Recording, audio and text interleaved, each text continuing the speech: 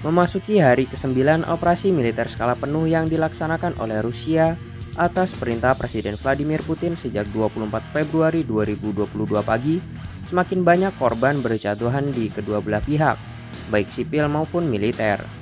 Pemberitaan versi Ukraina menyebutkan pasukan Rusia semakin terdesak karena kendaraan-kendaraan tempurnya semakin kehabisan logistik. Tank-tank dan kendaraan lainnya milik Rusia habis dibabat oleh beragam senjata perorangan, macam rudal Javelin maupun Enlaw, serta serangan bebas dari udara menggunakan drone. Sementara dari pihak Rusia, pasukan terus bergerak semakin mendekati kota Kiev.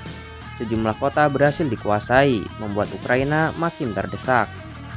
Lepas dari laporan kedua belah pihak, video-video yang beredar di media sosial memperlihatkan pasukan Rusia tidak lagi menyasar infrastruktur militer seperti yang selalu dikatakan Kremlin. Bukti bahwa Rusia telah menyerang bangunan-bangunan sipil dan bahkan universitas di Kharkiv merupakan hal yang tidak bisa terbantahkan. Sementara pertempuran di Ukraina masih terus berkecambuk. Bantuan-bantuan pengiriman persenjataan terus berdatangan untuk memperkuat tentara Ukraina. Bantuan diangkut melalui udara ke negara-negara tetangga Ukraina untuk kemudian diantarkan ke Ukraina melalui jalan darat. Perundingan damai yang dilakukan oleh delegasi Rusia dan Ukraina pada hari Senin di kota Gomel, Belarusia tak membuahkan hasil dan tidak menghentikan perang.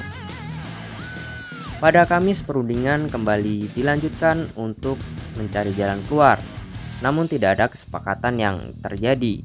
Selagi menunggu perkembangan perang yang tak menunjukkan tanda-tanda akan segera berakhir, sejumlah analisis dari berbagai lembaga think tank pun bermunculan. Salah satunya adalah 4 skenario yang akan mengakhiri perang ini seperti ditulis oleh Atlantic Council. 4 skenario berakhirnya perang dan masa depan yang mengerikan itu adalah sebagai berikut. Skenario pertama adalah keajaiban di Dnipro. Didukung oleh bantuan defensif dari anggota-anggota NATO, perlawanan militer dan sipil Ukraina akan mampu mengatasi gerak pasukan Moskow yang ingin menggulingkan pemerintahan demokratis Kiev dan mendirikan rezim boneka Rusia di Ukraina. Tekad dan ketangkasan perlawanan Ukraina akan menimbulkan jalan buntu di medan perang yang pada akhirnya menguntungkan Ukraina. Akibat dari ini, Rusia akan membayar harga selangit untuk petualangannya ditambah dengan keruntuhan ekonomi dan isolasi diplomatik. Putin dengan terpaksa akan menarik pasukannya dari Ukraina dan itu berarti kekalahan besar bagi dia. Ukraina selanjutnya tetap akan menjadi negara demokrasi yang berdaulat. Di dalam negeri Rusia, kekalahan Moskow akan mempercepat ketidakpuasan rakyat domestik Rusia. Putin akan beralih fokus pada ancaman internal yang berkembang yang mengancam kekuasaannya. Sementara itu, keuntungan akan didapatkan oleh NATO karena Rusia dihukum dan Ukraina tumbuh semakin dekat ke barat. Skenario kedua adalah sebuah rawa. Setelah berminggu-minggu bertempur sengit di Kiev dan kota-kota besar lainnya, Rusia akhirnya berhasil menggulingkan pemerintahan Ukraina dan memasang rezim boneka di negeri itu. Namun baik angkatan bersenjata Ukraina maupun penduduk Ukraina tetap tidak mau menyerah. Selanjutnya, penduduk Ukraina akan melakukan pemberontakan secara luas, bersenjata lengkap dan terkoordinasi dengan baik melawan pendudukan. Mengulangi pola yang terlihat di tempat lain di dunia, pemberontakan di Ukraina akan memaksa korban manusia dan keuangan yang signifikan dan berkelanjutan di Rusia. Rusia akan mencurahkan jauh lebih banyak sumber dayanya selama periode waktu yang jauh lebih lama di Ukraina dari yang diperkirakan. Pemberontakan warga Ukraina terhadap pemerintahan boneka Rusia akan didukung oleh kekuatan eksternal. Negara-negara NATO akan memberikan bantuan militer rahasia yang sangat kuat untuk perlawanan para pejuang Ukraina. Rusia pun berperang dalam perang yang tidak dapat dimenangkan. Ibarat masuk ke sebuah rawa, Rusia masuk dan terjebak di sebuah rawa itu. Sekali lagi, konflik ini akan menguras pundi-pundi Rusia. Dan pada akhirnya Moskow menyerah karena terlalu banyak kekerasan dan kematian. Skenario ketiga adalah tirai besi baru. Ukraina akhirnya runtuh akibat invasi Rusia. Meskipun ditentang keras, pasukan Rusia berhasil menguasai negara itu melalui penggunaan senjata dan taktik yang semakin berat. Perlawanan terhadap pemerintah boneka buatan Putin akan membara di Ukraina dan terjadi di mana-mana. Tetapi perlawanan ini berhasil ditumpas dengan kekuatan brutal Rusia di Ukraina. Tirai besi baru akan tumbuh di Eropa Timur. membentang di sepanjang perbatasan negara-negara Baltik di utara, melalui perbatasan Polandia, Slovakia, Hungaria, dan Rumania di selatan. Sementara Rusia menghadapi biaya ekonomi yang tinggi.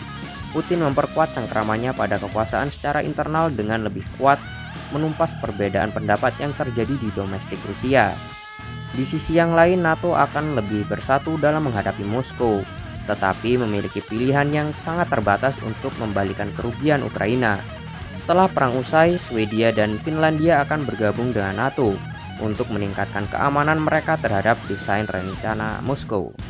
Krisis keamanan akan terjadi pasang surut karena Rusia berulang kali meluncurkan petualangan militer tambahan dan operasi perang hibrida yang jauh lebih agresif melawan sekutu NATO. Tidak ada jaminan resolusi damai untuk hal ini. Skenario keempat adalah perang NATO-Rusia.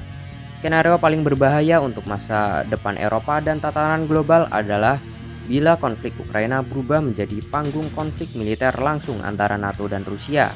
Ada beberapa kemungkinan menuju hal itu. NATO memutuskan untuk meningkatkan keterlibatannya di Ukraina dengan misalnya menerapkan zona larangan terbang atau bentuk intervensi langsung lainnya. Untuk hal ini, Amerika Serikat dan sekutu NATO telah menolak penerapan zona larangan terbang. Perhitungan ini bisa berubah jika Rusia terus meningkatkan pengeboman terhadap warga sipil di Ukraina. Rusia akan dipaksa untuk memutuskan apakah akan mundur atau langsung melibatkan pasukan militer aliansi. Jika memilih yang terakhir, resiko konflik bersenjata antara NATO dan Rusia akan meningkat secara substansial. Rusia dapat secara tidak sengaja menyerang wilayah anggota NATO, dan hal ini akan menyebabkan tindakan balasan dari NATO.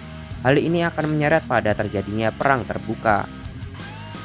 Prospek yang menakutkan bila Rusia memenangkan perang di Ukraina, Putin dapat mengalihkan perhatiannya ke negara-negara yang ia idamkan sebagai bagian dari keinginannya untuk menyusun kembali lingkup pengaruh yang luas sejalan dengan wilayah bekas Uni Soviet.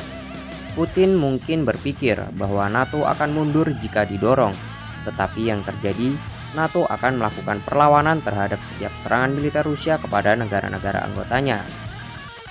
Perang begitu dimulai jarang mengikuti naskah.